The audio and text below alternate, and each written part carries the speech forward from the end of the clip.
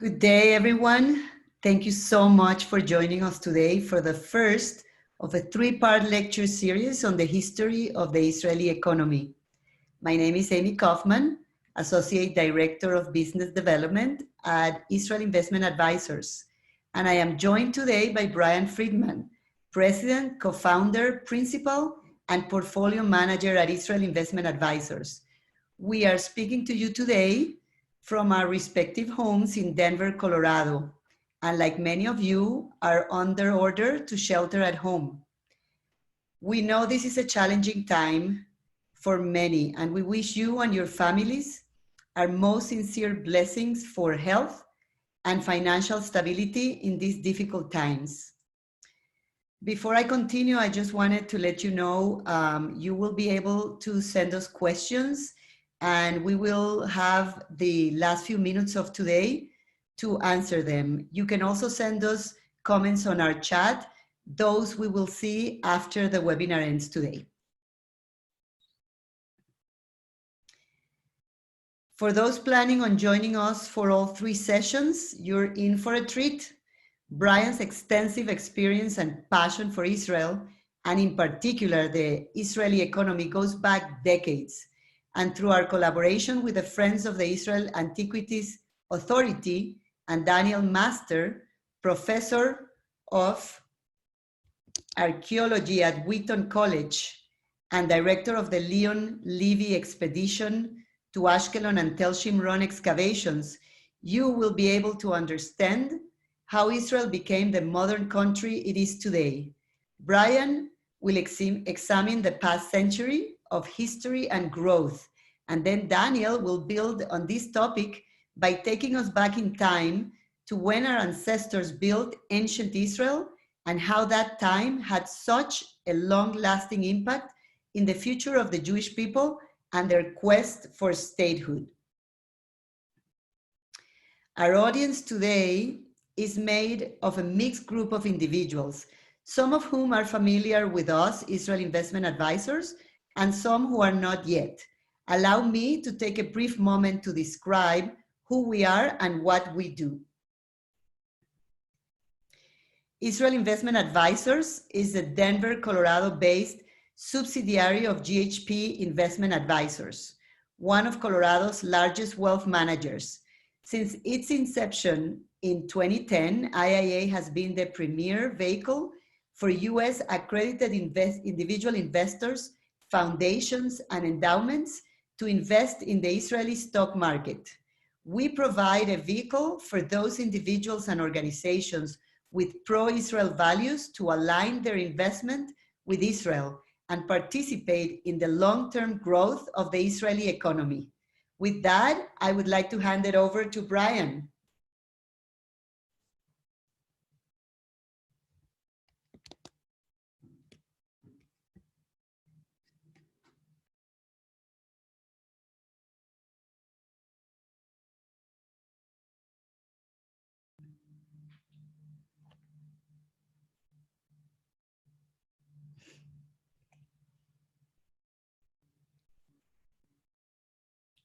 Oh, wait, I guess I have to unmute Brian, sorry.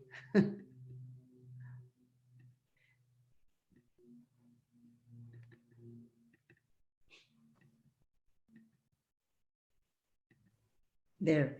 Brian, okay. You're on, sorry. Thank you. I was deciding whether or not to let you talk. Okay, thank you, Amy. And let me just start by saying, of course, we did practice all of the technical aspects of this presentation, and in true tradition for technology, they are not working that well. So I will start, if you'll forgive me, with trying to get some slides working. There we go. Boom. Okay. Thank you, Amy. Let me just set the ground for the discussion that we're going to have today and for the next 2 weeks beyond this. I am a portfolio manager and an economist by background, and I've been following the Israeli economy and financial markets for more than 30 years. With that said, I am not a professional historian, and we're going to talk about history in a general thumbnail sense. And I find it interesting, I find it fascinating, I hope you will too. But the goal is not to get every detail right. I don't know every detail.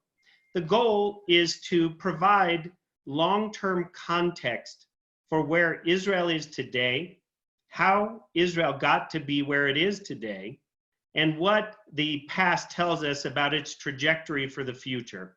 And there are many, many things from Israel's early years, particularly in the pre-state Zionist period that we're going to talk about today, that have shaped the trajectory of Israel's economy, and they are still with us today, and they very, very much shape the issues that we face as investors in the Israeli markets.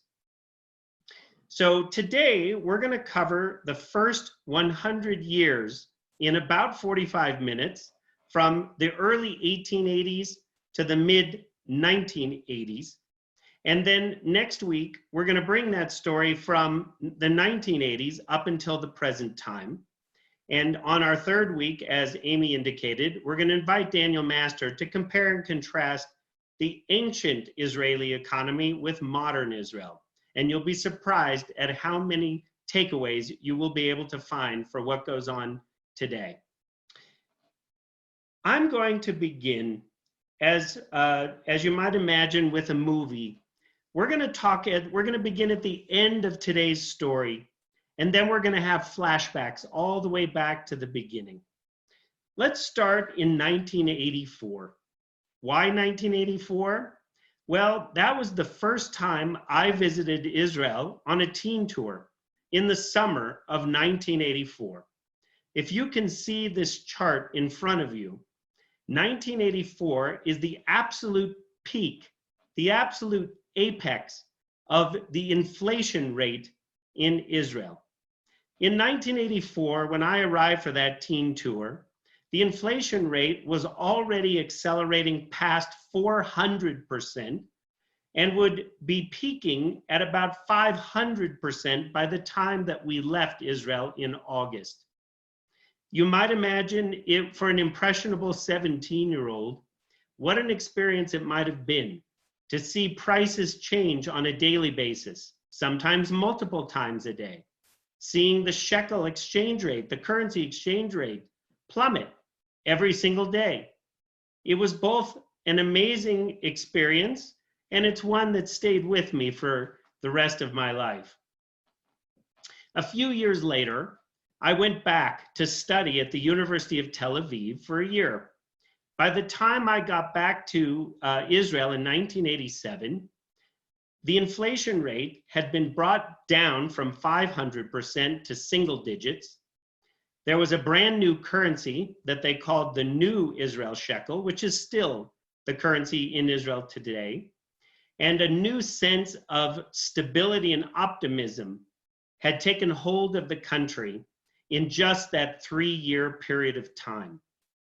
Before we arrived for that first visit in 1984, I later learned during my time in 1987 that when I was there in the summer for my teen tour, just a few months earlier, the entire Israeli banking system had collapsed, and the Israeli government was forced to nationalize almost the entire banking system. They took over all the banks in 1983. Inflation began to accelerate to hyperinflation in 1984. And by 1985, a new national unity government had changed the basic economic structure of the country and set Israel on the path of success that we are familiar with today. So our story begins in 1984 with the absolute collapse and calamity of financial crisis. So let me provide you some context of the journey that we're going to take both today, next week. This, in outline, is the story of the Israeli economy. It begins in the early years with extremely rapid growth. If we go back to the 1940s, the 1950s, the 1960s, the growth rates in Israel were very similar to the types of growth you read about in China in the 1990s and the early 2000s. Economic growth in the 50s and early 60s averaged more than 10% per year. That was followed by a period of rising inflation and stagnation in the 1970s, and the financial crisis and collapse that I just articulated in the early 1980s.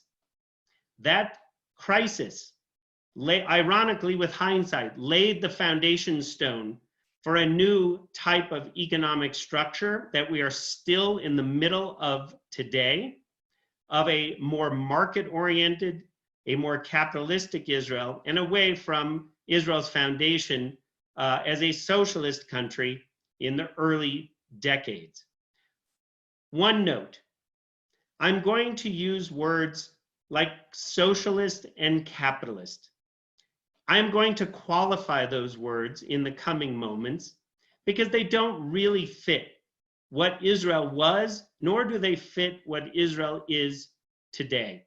We're going to try to be more precise, but I want all of you to at least have some easy to use lingo that will help you frame how you think about the Israeli economy. It very much began as a socialist enterprise. And we're going to talk about what that meant and why. And it is today a capitalist enterprise. But many of the elements in the early days that we now call socialist weren't really socialist. We might call them cooperative. And much of what we have experienced in recent years isn't truly capitalist in the sense of competition and free markets. It's on a journey towards that goal, but it is not there yet. And we're going to talk about why that is and why it relates to all of those developments that we're about to review in the very early days of Israel's history and even in the early days of the Zionist project. So, having started our story at the end in 1984 with Israel's financial collapse, let's now go all the way to the beginning in the 1880s. Israel's origin begins after the death of Tsar Alexander II, who was assassinated in 1881. And it's no accident that after his assassination, the largest wave of pogroms began in the Russian Empire, what was known then as the Pale of Settlement. And that was really the opening chapter of the major waves of emigration from Russia to primarily the United States, and only secondarily, and a very distant secondarily, to what was then Palestine. What was the land like that they were moving to for those early immigrants to the land of Palestine, the land of Israel? This satellite image, I hope, helps to frame some of your thinking. Israel, at that time, was a desert. It's a very arid country, and only this very small patch of green is really where you had habitation. Even inside this green area, it was divided into two segments. There was the temperate and fertile highlands and the mosquito-infested, malaria-ridden lowlands. In the 1880s, there were only 300,000 people total living in what is now Israel, the Gaza Strip, and the West Bank. Of those 300,000 people, about 8% were Jews. And those Jews, about 25 or 30,000 people, had been historically religious Jews that had lived there for centuries. They weren't yet the Zionist pioneers. But starting in 1882, a movement known as Hovevei Tzion began to purchase land with the backing of particularly Lord Rothschild. They began to purchase land in the land of Israel and set up farms. Now, these settlers, these very early settlers, were not the type of Zionists that would come later. They were not well organized. They didn't have a motivating ideology other than settling the land of Israel. And in truth, they were not very successful. Much of those early decades of settlement in the land of Israel were not very successful because, as I mentioned, much of the land was uninhabited. Now, I want to just, before I continue, make a couple of comments. For the most part, I'm going to focus in on the economics of the state of Israel. I'm not going to get into issues of the conflicts with their Arab neighbors. I'm not going to get into issues of politics. However, every single thing that you discuss when it comes to Israel has a political, a geopolitical, and an ideological dimension. I'm going to be as objective as I can be and relate facts the best that I can, but many of those facts are questioned by different narratives, the Palestinian narrative, the right versus left divide. I'm going to call it as I see it. This is my worldview, the worldview at Israel Investment Advisors. And I believe that that many of these facts still inform much of what goes on in the Israeli economy today, but they also inform much of the discussion about other aspects of life in Israel, including some of those controversies that I just mentioned. And there is no greater controversy than the land itself. And it is true that the early Zionists living in Europe, when they uttered the phrase, a land without people for a people without land, that they were egregiously wrong. On the other hand, it is also true that some of the revisionist thinking in recent years that overplays how populated this area really was is also not true. This was a very underpopulated, a very sparsely populated region of the world, and there is good reason why.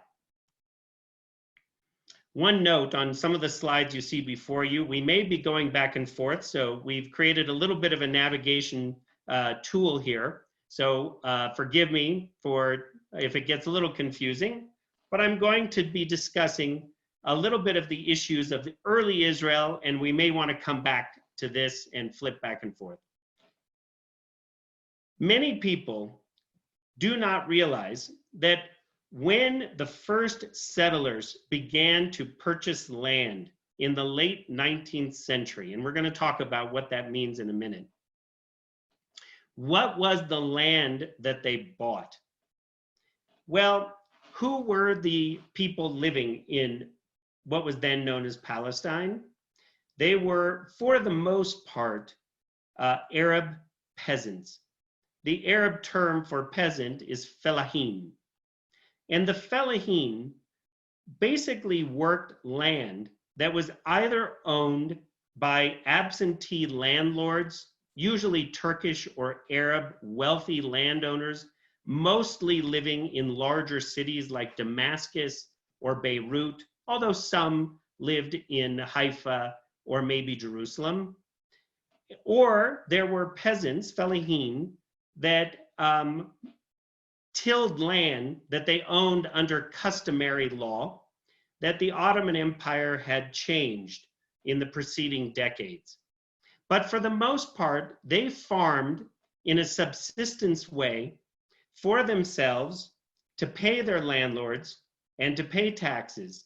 And they were very, very poor. In fact, only about 20% of all of the Arab felahim were literate. Why do I start our story this way?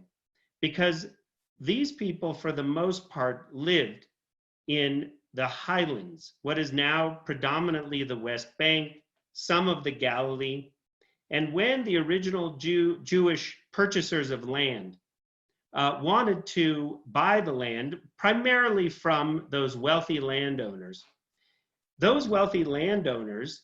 basically sold them land that they thought was uncultivable and probably worthless. Much of that land was in these dark blue areas that you see before you on the screen today that were malaria infested and really only occupied by Bedouin tribes that for the most part either practiced nomadic pastoralism or raiding of the more settled areas. So security was also a significant problem outside of the existing villages in the highlands. Why do I begin my story there? Because the Jews were sold land that for the most part was considered worthless, and the first major task was to make it inhabitable. I just want to, as an aside, introduce you to one of the early Zionist leaders you've never heard of, Dr. Israel Klieg Ler.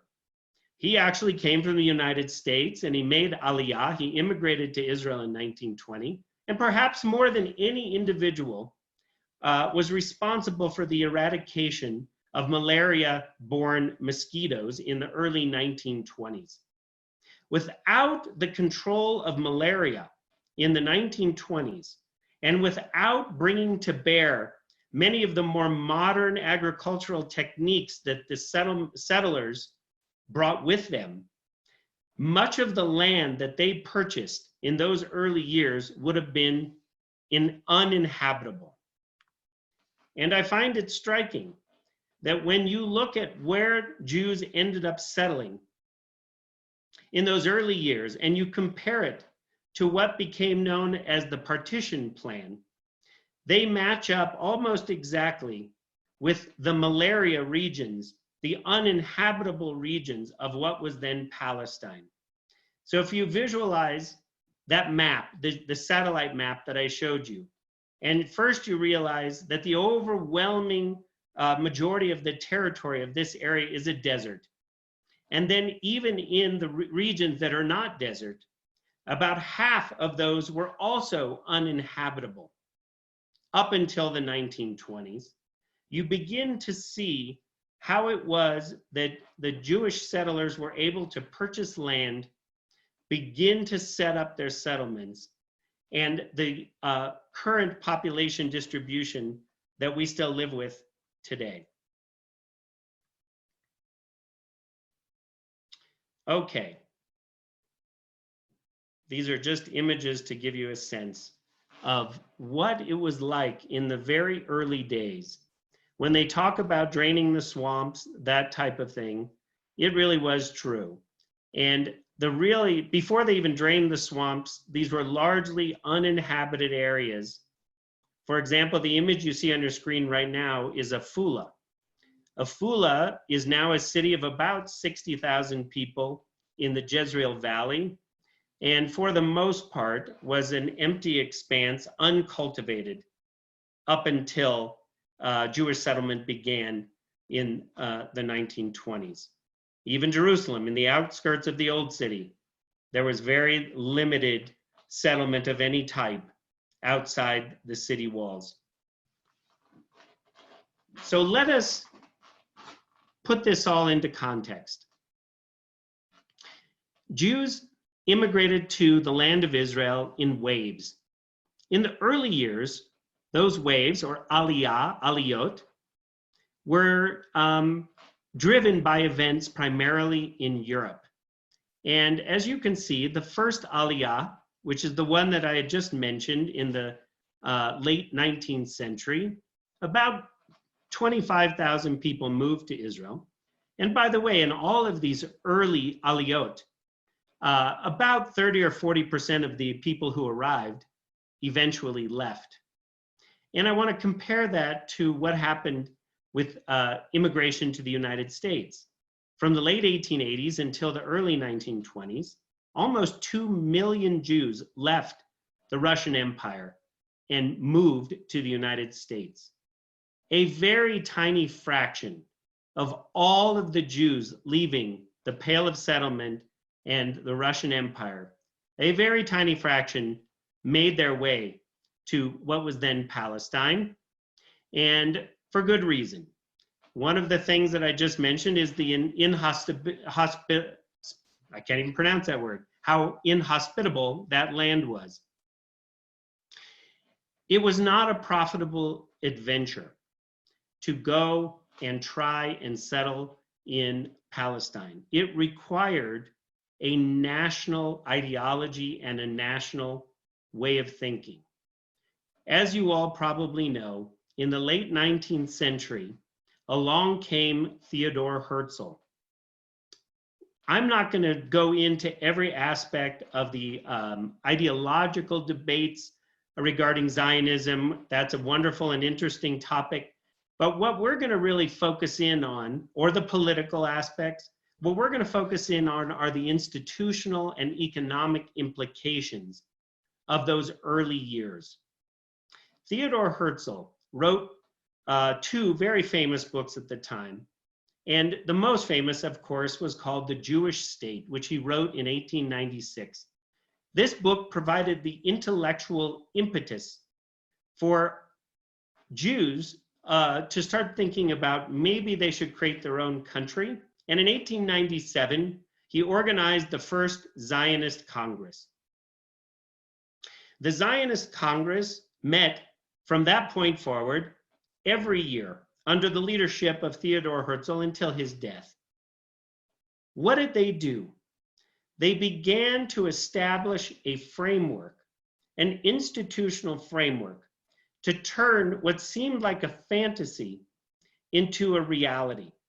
And Theodor Herzl knew that just talk wouldn't get the job done, that you needed real institutions that would raise money primarily from wealthier Jews living in Central and Western Europe, so that poorer Jews living in the oppressive Pale of Settlement in the Russian Empire could go and settle the land. So from its very beginning, the Zionist enterprise was a partnership of a wide variety of Jewish people from a wide variety of disparate backgrounds.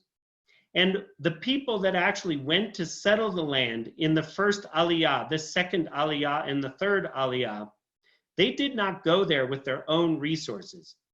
They were coming from the impoverished regions of Eastern Europe and supported by their wealthier benefactors in the West.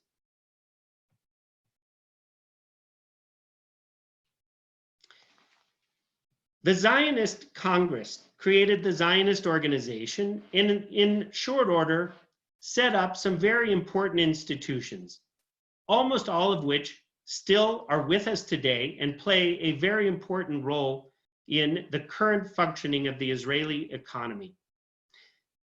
The Zionist Congress created a variety of mechanisms to raise money, buy land, and start turning that land towards productive use.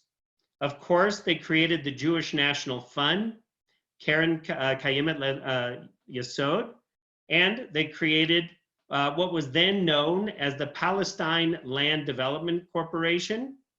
And Herzl's original vision was to create something he called the Jewish Company, modeled after those British companies that settled North America, like the Virginia Company or the Maryland Company. That was his vision. Theodor Herzl was not a socialist. He was a bourgeois in the language of the day. He was very comfortable among the wealthy elite of Central Europe, and much of the leadership of the Zionist organization came from the bourgeoisie, the elites, the wealthier classes of Western Europe and Central Europe.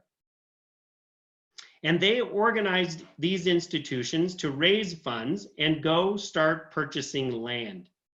By the time Israel achieved its independence, all of the land had been purchased essentially in four major ways. Either through the Jewish National Fund, which by far was the largest purchaser of the land, or the Palestine Land Development Company, which was second, or another organization that flowed out of that original effort that I mentioned with Lord Rothschild, or there were some, over the course of time, individual Jews who were able to come and negotiate their own land purchases for their own benefit. Maybe a truly capitalist way in the sense of using their own funds, but they were the minority. The majority were living on land that had been purchased on their behalf from funds raised by these organizations from people that never intended to go settle Palestine or the land of Israel themselves. As a result, it shaped the very character of what this enterprise was. I want to go back to that word socialist, which I'm going to introduce in a minute one more time. The people donating the money to the Zionist effort were not socialists. The people like Herzl running the Congress, Zionist Congress, Zionist organization were for the most part not socialists. But without socialism, Israel could not have been successfully created because the land was unprofitable in the early years. It required a tremendous amount of capital investment on behalf of all of these organizations, as well as the individuals on the ground, over the course of quite a number of years before they could even get the land they purchased to the starting line of profitability. Ironically, and the reason I'm going to mention this is it will come up later. Take a look at that Palestine Land Development Corporation. That was one of the original Zionist institutions created by Theodor Herzl, as I just mentioned. And over the course of time, it changed its name to the Israel Land Development Corporation.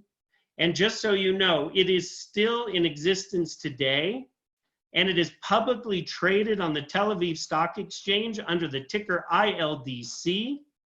And it is one of the largest real estate developers in the state of Israel, even to this day. Full disclosure, we do not own it in the fund. That's a whole other conversation about our investment approach. But what I want you to know is that some of these institutions, in fact, almost all of them, are still with us today. They have morphed from their socialist origins, so much so that over the course of the last 100 years or more, that these very foundational institutions that were cooperative in nature, that were national in nature, many of them are now publicly traded stocks on the Tel Aviv Stock Exchange or the American exchanges.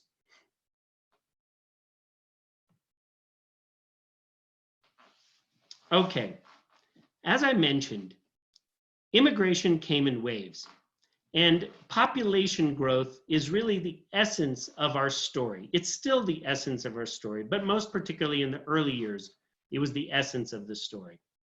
And different waves of immigration brought people to the land of Israel with very different characteristics. In the next wave of Aliyah, the second Aliyah from about 1904 to 1914, that came in the wake of another set of major pogroms called the Kishinev pogroms. And that, by that time, the communist movement in Russia was really gaining steam, and many of the Zionists had begun to merge their Zionist ideology with Marxism.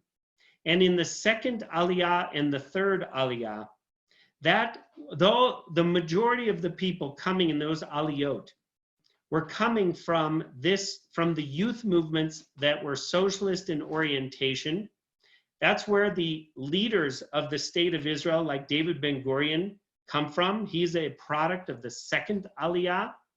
Almost all of Israel's founding institutions, things that you're familiar with today, like the kibbutz, were created in the second and third Aliyot.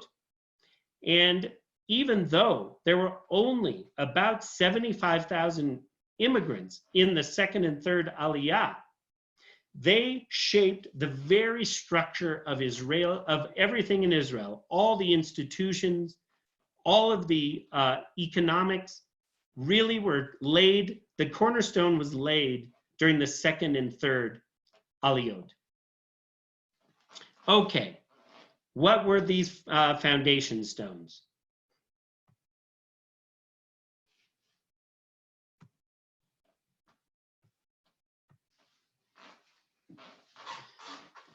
I'm going to take you on a tour of how Israel's economy was created, starting with the second and third aliyot, all the way up until its essentially its demise in the early 80s.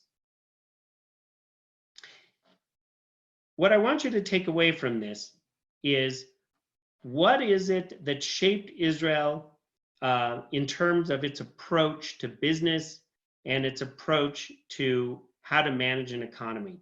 And one of the things that's very important is that we have to remember how tiny the Jewish population was in the early 20th century. And there's an economic concept that I just want you to keep in the back of your minds called minimum efficient scale.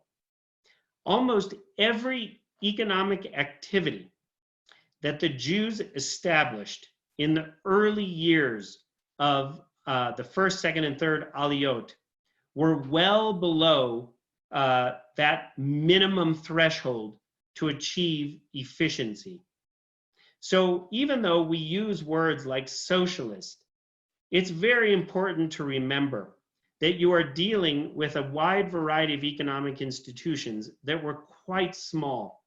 And it's hard to actually distinguish whether a kibbutz is in fact socialist or is it a for-profit mutual agricultural enterprise.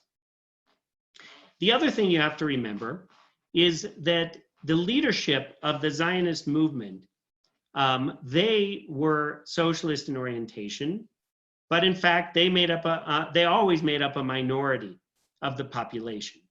Number two, even though we're talking about settling the land, the early agricultural settlements, what are known as kibbutzim and moshavim, the residents of those early agricultural settlements never made up more than 10% of the total population, even in those early years. Right from the get-go, the majority of Jews that immigrated to then Palestine were urban, supported by a very strong kibbutz movement, moshav movement, socialist institutions that led the process forward. What were these socialist institutions? The most important economic, and I would argue even political institution in the early settlement of the land of Israel was a labor union called the Histadrut. It was actually the organizing institution for all the labor unions in pre-state Palestine. And just so you know, Israel, as in its labor union movement, was very unique, as it has been in many other ways. Why? The typical pattern of labor unionism in Britain, in the United States, in Germany, was first you would get the Industrial Revolution, then wealthy capitalists would set up manufacturing enterprises, and then the underpaid and overworked workers would unite to demand better working conditions and higher pay. That is not how it happened in the land of Israel. The second and third aliyot, they had an ideological commitment to labor unionism. They organized their labor unions, and then they woke up and realized, oh, we do not have any enterprises. So the labor union, the Histadrut, took on the function of entrepreneur and organized almost all of the major industries required to run a modern economy. They set up the banking system, they set up the insurance network, they set up most of the major manufacturing plants. All of these were owned by a labor union, by a Histadrut holding company known as Chevrat HaOvdim, the workers' company. The workers' company controlled almost every major capital-intensive enterprise in Israel. The way that they organized these companies was under what they called the cooperative system. In fact, there were not corporations for the most part back then. They were cooperatives. This is a unique feature of Israeli economic life. These cooperatives, for example, Tenuva, dominated. They were the monopoly dairy distributor in the pre-state Israel. It was a cooperative of the dairy farms, the dairy kibbutzim and moshavim, to manufacture dairy products and distribute them. They also had a retailing cooperative called Hamashbir. Just so you know, once again, Hamashbir is the leading department store in Israel today. Tenuva, still the dominant dairy provider in Israel today. These were originally organized as monopolistic cooperatives. In almost every economic sphere, there was one or at most two players, because the society was too small to have anything larger. Over time, a private sector emerged right alongside the Histadrut sector. And by the way, just to give you a sense of how important the Histadrut was to the life of Israel, the first president, the first chairman of the Histadrut labor union was David Ben-Gurion, because the Histadrut was the most powerful institution in the Yeshuv. That's what they called the settlement of pioneers during that period of time. Only later did the Jewish agency become the primary political arm of Jews in Palestine. But there was, right at the get-go, a private sector alongside the Histadrut sector. And for the most part, the private sector were small businesses until about the fourth and fifth aliyot, who were the people coming in the fourth and fifth aliyot? When the United States barred immigration in 1924, a lot of people don't remember or realize this, but we shut our borders in 1924, and that had an immediate impact.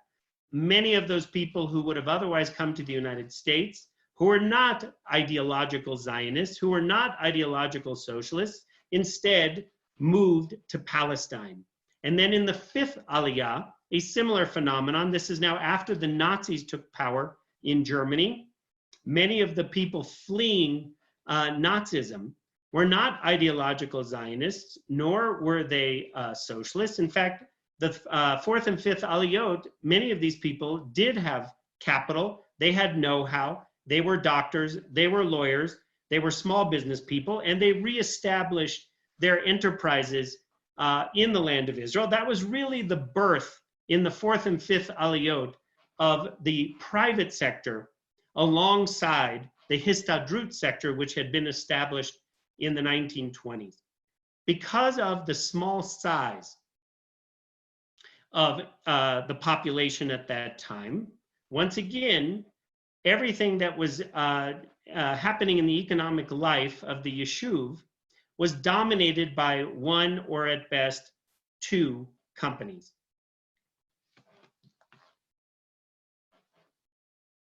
Sorry. So there was a lot of incestuous activity between the private sector and the Histadrut sector, joint ventures, and each of these sectors had their own bank. The Histadrut had set up in the early 20s their own bank called Bank HaPoalim, still one of the two largest banks in the state of Israel. That Bank HaPoalim means the workers' bank. It was responsible for taking the dues and health insurance payments that its members paid into the system, and by the way, its members included almost every Jew in the Yeshuv, and channel that capital into the enterprises owned by the Chevrat HaOvdim.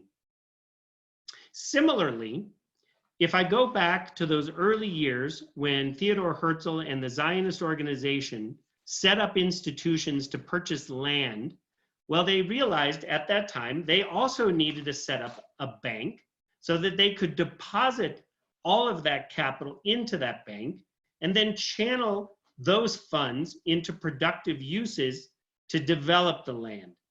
They originally set up a bank that was called Anglo-Palestine Bank, but eventually that bank changed its name to Bank Leumi, the national bank.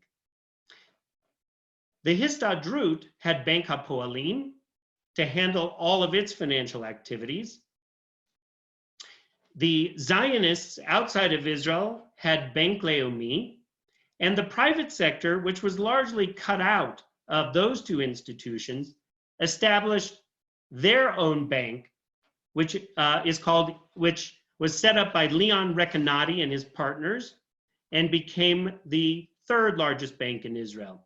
So each of the three sectors in Israeli economic life had their own bank and their own financial system.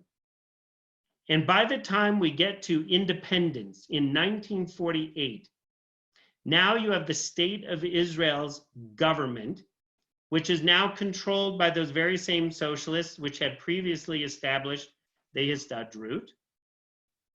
And they began to use the government's resources to establish business enterprises owned by the government. They established El Al, they established the Israel Chemicals, they established the electricity or nationalized. All of this activity was largely financed with Bank Leumi funds. So you had Bank HaPoalim as the primary financial institution for the Histadrut sector. You had Bank Leumi as the primary financial institution for the government sector. And you had Israel Discount Bank as the primary financial institution for the private sector. By the time that Israel reached maturity in the 50s, it stood, from an economic point of view, on a three-legged stool. The Histadrut sector, which was in effect a state within a state, the state sector itself, and a small and probably over-regulated private sector, which accounted for, at best, 1/3 of economic activity. Now, this system was amazingly successful, as I mentioned, in the 1950s and the 1960s, because Israel was moving from a very small scale society to a much larger scale society. It was able to grow and keep at bay many of the monopolistic tendencies that you would expect in those early years. Israel, by the time of independence, had about 650,000 Jews. Within very short order, the influx of Holocaust survivors, the Sephardim who were coming in from the Arab and Islamic countries, more than doubled the population of Israel in its first 24 months of life, and population growth continued at a quite rapid pace throughout the 1950s and the 1960s, both due to natural increase as well as continued immigration from primarily the Middle Eastern countries and some continuing immigration from Europe. That immigration and the pressing material needs of the population allowed this system to function reasonably well. Now, it did not have a great deal of capital. In fact, Israel was starved of foreign currency, and they would not have been able to achieve 10% per year annual growth during the 1950s and the 1960s if it weren't for a series of outside capital sources. Perhaps most importantly was the German reparations payments in the 1950s. Germany agreed to pay several $billion in 1950s currency over the course of a number of years to Israel. It was a highly controversial decision in Israel to accept this money, but it's highly likely that Israel would not have been able to successfully absorb all of its immigrants in the way that it did without that capital. On top of that, Israel devised what became known as the Israel Bonds Program to sell bonds primarily to Americans in order to raise foreign currency capital so that the government continue its development activities. And that was really also, number three, the flourishing of the federation system in the United States, where those philanthropic dollars that were raised in the United States were channeled to Israel to alleviate its foreign currency problems.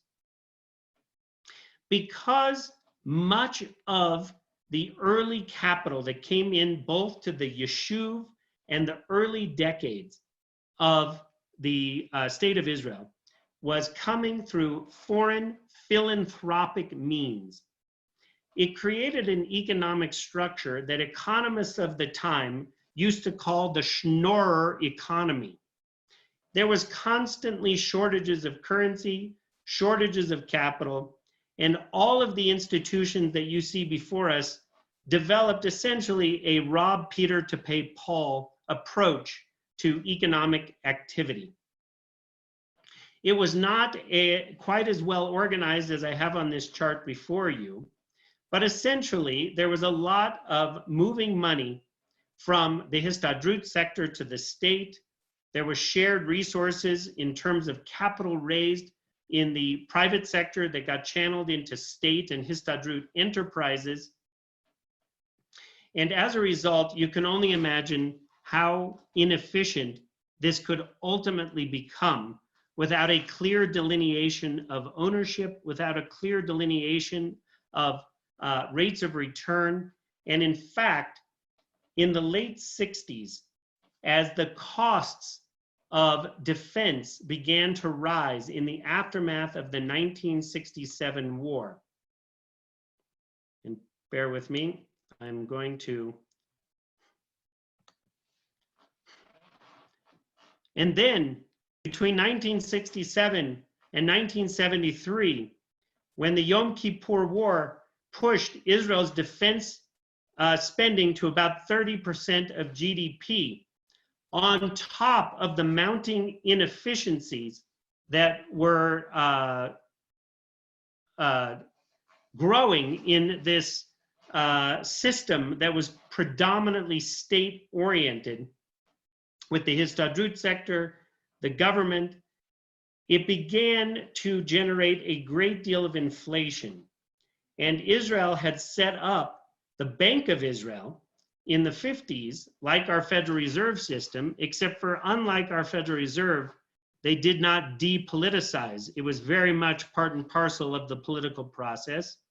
And as everybody was trying to obtain funds to support the growing losses in their enterprises, they were raising prices.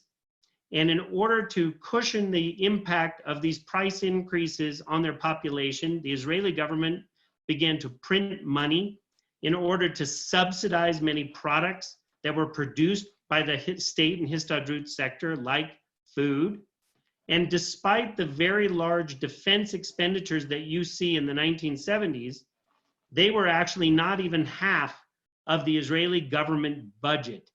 Food subsidies outweighed defense spending at that time, and the monetization of their debt led to hyperinflation in the early 1980s and the complete collapse of their banking system.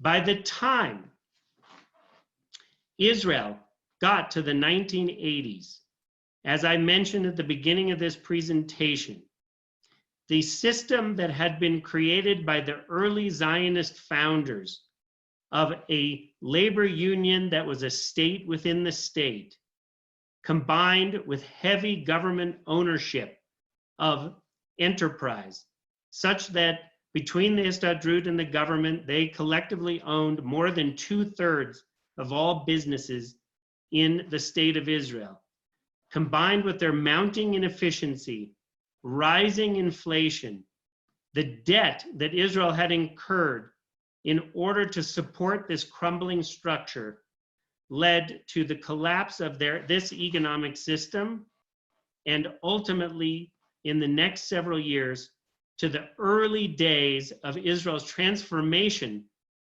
from a schnorrer economy based on collectivist and cooperative enterprise towards a system that we are more familiar with today as Americans in terms of private enterprise, corporate ownership, and many of the issues that we will discuss next week when we talk about the transformation of the economy starting in the middle of the 1980s until today. Thank you, Brian. We have a couple of questions from our attendees. The first one, could you briefly describe what brought down the hyperinflation rate in the 80s? Who was central bank chief then? Stan Fisher came a lot later, right? Yeah, great question. You know, I don't remember off the top of my head who the central bank chief was then. Stanley Fisher did not come until the 2000s. We are going to talk about this next week. And by the way, I apologize. You know, this is clearly, like I said, a thumbnail sketch. But what I wanted to emphasize today, those early Zionist institutions are still with us. And I described the process of how they were created. Next week, we're going to discuss the dismantling of those institutions. But the dismantling of those institutions is not over. In fact, in some ways, it only began over the last decade. And it really, in the very earliest sense, began in 1995. We did not get Stanley Fisher until 20 years later. He came much later in the program after Israel had already established itself on a path of financial stability. I don't want to underplay his role because he was one of the economists invited in the 1980s to develop a plan that they eventually became the economic stabilization plan to begin the transformation of Israel from high debt, high inflation, low private enterprise towards what it is today. Okay, the next one. Even though it's a little out of topic or historic period, do you see parallels of the 1984 crisis and the COVID crisis now? Yeah, great question. The short answer is no, because Israel is an incredibly resilient economy today, and it is a modern economy. What went on in the 1980s was in the context of a much poorer, less developed country. Back then, the per capita income in Israel was $6,000 per year. Today, it's $40,000 per year. There was almost no savings among private Israeli households back then. Today, Israel has one of the highest savings rates in the world. There are a lot more assets and cushion today than there were then. Back then, in order to get out of this mess, Israel required foreign aid and foreign loan guarantees from the United States. Today, Israel doesn't require anything other than its own resources. So there's obviously, this is a downturn and it's going to be a significant one, but Israel is in much better shape today economically and financially than it was in the early 1980s. I'm going to use this one probably as a closing question, Brian, just out of respect for everyone's time. So if you can just jump so we can remind our audience of the next two sessions. The question is, if you must choose the #1 propeller of the incredible growth of the Israeli economy, and maybe this is like saying something about next week, what would it be? Okay. The impression that I wanted to leave today in our very short session was there's a lot of conversation about the high-tech sector in Israel. And next week, we will discuss the high-tech sector because it really gets going in the 1990s. However, even today, the technology sector in Israel is only about 8% of Israel's GDP, 8% of the economy. The other 92% of the economy is undergoing a transformation of this structure that I outlined today. The structure of the early Zionist institutions, of the Histadrut enterprises, like Tenuva, like Hamashpir, like Israel Electric Corp, et cetera, that structure is undergoing its most radical transformation now. The Israeli government, starting in 2013, and we'll spend a lot of time talking about this, began its trust-busting moment. It's similar to what Teddy Roosevelt did in the early 20th century in the United States. This will be a big feature of what we talk about next week. This structure, which had been dominated by state and quasi-state institutions for most of the first 100 years of Israel's history, did not even begin to transform itself until 1995, and didn't really accelerate that process until the last decade. That's where we sit today.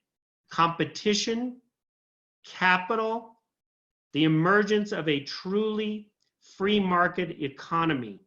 Hence, our attitude about why we started Israel Investment Advisors in the first place. Much of that story we will cover next week. Thank you, Brian. Great session. We are looking forward to next week. Anybody who has questions, please feel free to follow my email and send them over.